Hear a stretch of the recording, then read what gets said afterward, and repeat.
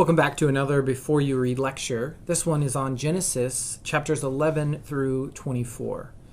We might call this the Abraham cycle, or the Abraham, Sarah, and Hagar cycle, or something else. But it is certainly a narrative that focuses on Abraham, Sarah, Hagar, and the children that they produce together.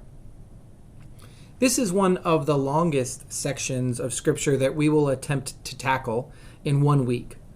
Despite what may seem like some diversions, Genesis 11 through 24 mostly tells one story, that of Abram, who is later called Abraham, and Sarai, who is later called Sarah, his wife.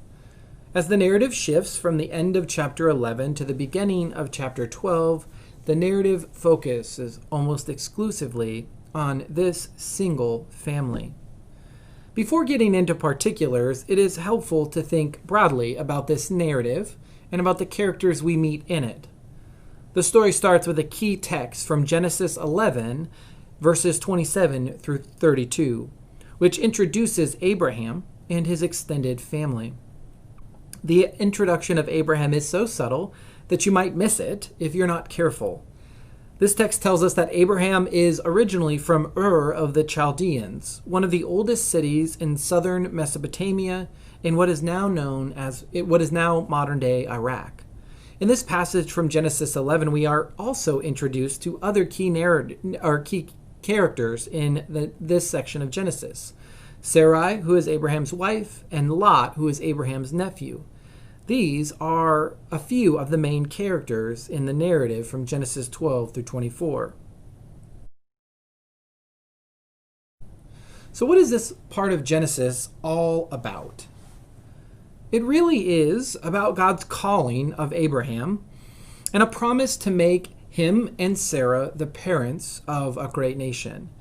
The text doesn't tell us why God chooses Abraham, but it does say a good bit about this promise. God states and restates this promise in Genesis 12, 15, and 17. In Genesis 15 and 17, the language of covenant is used to describe God's promise to Abraham. In Genesis 15, God and Abraham enter into this covenant, or this agreement, in a way that resembles ancient Near Eastern treaties. You can check out the details, but one important thing to note. Usually in these treaties, the two parties agreeing to the terms would walk through a calf that had been split in half. Gross, I know.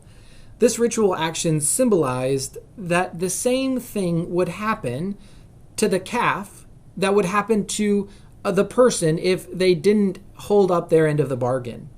If they broke the terms, they would be like that calf split in half. The interesting thing to note about the covenant ceremony in Genesis 15 is that only God, symbolized by a smoking fire pot and a flaming torch, passes through the calf. We can understand this as a sign of God's unilateral, unconditional relationship to Abraham and, by extension, the people of Israel. As the narrative of Genesis 11 through 24 makes clear, God remains faithful to Abraham even and especially when Abraham's faithfulness or understanding of God falter. So what is this promise that God makes to Abraham? There is some variety among the different versions of the promise, but essentially, God promises to make Abraham into a great nation. In other words, God promises to give Abraham progeny, children to inherit his possession and to carry on his name after he has died. But there's one big problem. From the very first time we meet Sarah, we're told that she is unable to have children. Sarah's condition introduces the theme of barrenness that is developed elsewhere in the Old Testament and in the New Testament. It gets worse, though. As the narrative progresses, Abraham and Sarah move well beyond the age for natural childbirth. Abraham's age and Sarah's barrenness make one thing clear. The fulfillment of God's promise will come through God's action and initiative alone. Try as they might, and spoiler alert, they try, the fulfillment of God's promise to Abraham will come through God's gracious and transformative power. In sum, Genesis 11 through 24 is a story of promise and fulfillment, and the long, winding road that Abraham and Sarah travel between their initial call and the arrival of their son, Isaac. The road they walk is also a wild one, with unexpected turns and apparent missteps. Abraham acquires great wealth and comes to own a number of slaves and numerous livestock. He apparently has great military acumen as well. At one point, Abraham rescues his nephew Lot from raiding kings who had taken him prisoner. But then he pretends that Sarah, his wife, is his sister in order to protect himself in another part of the narrative. And to make matters worse, he receives economic restitution for allowing his sister wife to join the king's harem. Sketchy. At the very best, Abraham's faithfulness is imperfect. Somewhere near the middle of the story, Abraham and Sarah take matters into their own hands. Sarah grants Abraham her slave, Hagar, as a surrogate to fulfill God's promises. Abraham has sex with Hagar, and she becomes pregnant and gives birth to Ishmael. This detail, among others in the Abraham story, reveals exploitative practices that are regarded as normal in the story world, or in the world of the story. Despite Sarah's scorn for Hagar and her son, God promises to watch over them and to bless Ishmael greatly, another sign of God's wide-reaching faithfulness and grace in this section of Genesis.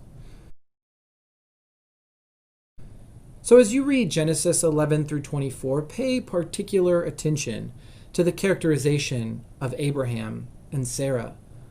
What kind of characters are they? What kind of person is Abraham? The New Testament celebrates him as a man of great, even perfect faith.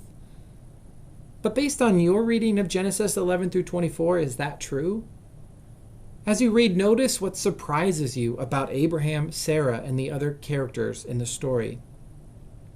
Next, pay attention to what this text tells us about God and God's promises and God's faithfulness. What do we learn about God and God's purposes? There's so much to discover in Genesis 11 through 24. Now get to reading.